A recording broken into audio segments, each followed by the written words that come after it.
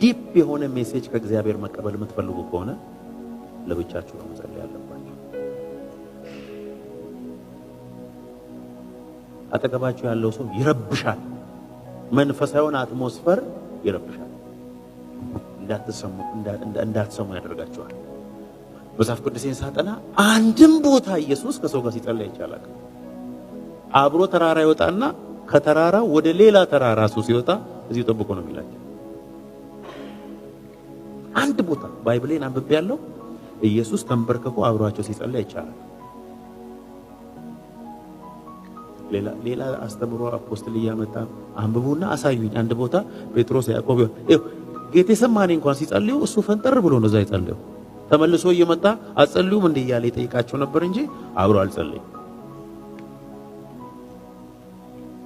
የጌታን ድምጽ ለመስማት ብቻህን ጸልይ።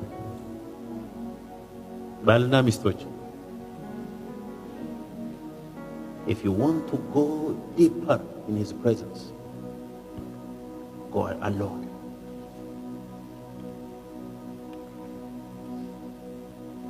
እግዚአብሔር በጸሎት ቦታ ከነካ ይነካል። ዓላማ ነው። እግዚአብሔር እንዲሁ ጥረትን አይቶ ብቻ አይነካም። እንዲሁ ይሄ ልጅ እየለፋ ነው ብሎ አይነካም። ከነካ በህይወትም ይሆን ነገር አለ። If God touches you, he will touch you for a purpose. እግዚአብሔር ከነካ ለዓላማ ነው የሚነካ። አሜን በሉ እንጂ እግዚአብሔር ከነካኝ ለዓላማ ነው የሚነካኝ በሉ። Yeah, God will touch you for a purpose.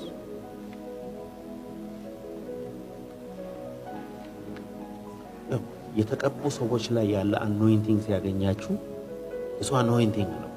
anointing ሼር አደረጋችሁ። that is the power. እግዚአብሔርን ሲክ በማድረግ በመፈለግ ውስጥ መጥቶ ሲያገኛችሁ ግን ከዛች ሰከንድ ጀምሮ ህይወታችሁ you'll be a different person. ሌላ ሰው ነው የምትሆነው። በቃ ለሰው አይደለም ለራስ ጥያቄ ትሆናለህ። አሜን በሉ እንጂ እኔ ነኝ ወይስ ሌላ ሰው ነው? በእውነት ይሄ ሰው እኔ ነኝ ወይ? is this the old me? እንዴት እግዚአብሔር ሲነካ በህይወት ከሚፈጠረው ነገሮች አንዱ እሱ ነው። እኔ እንዴት how